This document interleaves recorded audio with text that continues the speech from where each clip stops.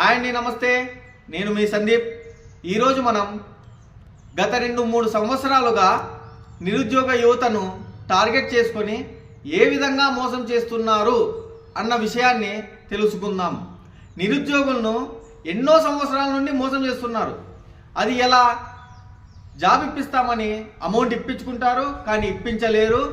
అప్పుడు 2-3 నెలల్లోనే వీళ్ళు గ్రహించి వాళ్ళతో పోయి గొడవపడి లేదా కేసు పెట్టి వాళ్ళ డబ్బుల్ని వెనక్కి రాబట్టుకోవడానికి ట్రై చేస్తారు. ఇది మామూలుగా జరిగే ప్రాసెస్.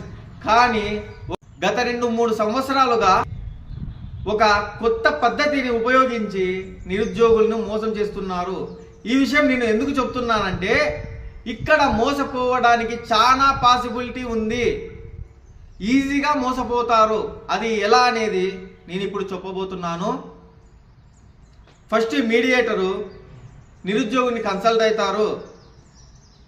జెడ్పీ హై స్కూళ్ళల్లో, గవర్నమెంట్ ఆఫీసుల్లో వేకెన్సీలు ఉన్నాయి, జాబ్స్ ఉన్నాయి. మిమ్మల్ని జాయిన్ చేయించిన తర్వాతే మాకు డబ్బు ఇవ్వండి అని నమ్మిస్తారు. అప్పుడు వీళ్ళేమనుకుంటారంటే, జాయిన్ చేయించిన తర్వాతే డబ్బు ఇమ్మంటున్నాడు కాబట్టి ఇది నిజమే ఉంటుంది అని నమ్మి ఓకే చెప్పేస్తున్నారు. అప్పుడు వాళ్ళు అదానీ జాబ్స్ అని లేదా వేరొక నేమ్స్తో జాబ్స్ అని చెప్పి ఏజెన్సీల ద్వారా విత్ జాయినింగ్ లెటర్ తెచ్చి ఇక్కడ స్కూళ్ళల్లో కానీ గవర్నమెంట్ ఆఫీసుల్లో కానీ కంప్యూటర్ ఆపరేటర్స్ లేదా యోగా టీచర్స్ లేదా రికార్డ్ అసిస్టెంట్స్ లేదా జూనియర్ అసిస్టెంట్స్ అనే పేరుతో వాళ్ళని జాయిన్ చేయిస్తున్నారు. అక్కడున్న ఆఫీసర్స్కి ఏజెన్సీల నుంచి ఆల్రెడీ జాయినింగ్ లెటర్ వచ్చేసింది.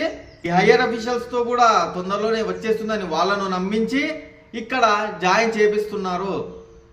ఇప్పటి నుంచి కొత్త సినిమా స్టార్ట్ అవుతుంది. వాళ్ళు జాయిన్ చేయించారు కాబట్టి ఒక 2-3 లక్షలు వీరితో ఇప్పించేసుకొని వాళ్ళు చేయి దులుపుకుంటారు. ఇప్పుడు ఇతను వీళ్ళ ఫ్రెండ్స్తో మరియు రిలేటివ్స్తో నాకు జాబ్ వచ్చేసిందని చెప్పుకొని ఆనందంగా అక్కడ జాయిన్ అయి అక్కడ వర్క్ అలాట్ అయిన వర్క్ను కష్టపడి కానీ చేస్తూ ఉంటాడు. ఇలా ఒక 2-3 నెలలు గడిచిన తర్వాత కూడా శాలరీ పడదు.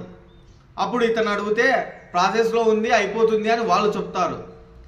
సరేలే అని ఇంకా ఒక 6-7 నెలలు గడిచిన తర్వాత కూడా ఎప్పుడైతే శాలరీ పడడం లేదో అప్పుడు ఇతనికి డౌట్ వచ్చి ఇంకా మనం మోసపోయాం అని అప్పుడు గ్రహిస్తాడు. కాబట్టి ఇతనికి ఒక క్లారిటీ వచ్చేస్తుంది, ఇది శాలరీ పడదు అనే క్లారిటీ వచ్చి మోసపోయామని వెళ్ళి ఆ మీడియేటర్స్కి అడిగితే, నాకేం తెలుసాయా, జాబ్ అయితే ఇప్పించాము, శాలరీ పడకపోతే మేమేం చేయగలము అని వాళ్ళు తప్పించుకుంటారు. ఇప్పుడు చూడండి, ఇతనుకు కట్టిన డబ్బు వృధా అయింది, చేసిన వర్క్ వృధా అయింది, కాలం వృధా అయింది. వీటన్నిటికంటే ఈ ఫ్రెండ్స్తో రిలేటివ్స్తో అందరితో చెప్పుకొని నాకు జాబ్ వచ్చిందని చెప్పుకొని ఇప్పుడు ఉన్నట్టుండి జాబ్ లేదని చెప్పుకోవాలంటే అతను ఎంత మానసిక క్షోభకు గురవుతాడో అన్న విషయాన్ని ఒక్కసారి ఆలోచించండి. కాబట్టి ఈ విధంగా మిమ్మల్ని జాయిన్ చేపిస్తామంటేనే వెంటనే నమ్మి మోసపోకండి. Thank you.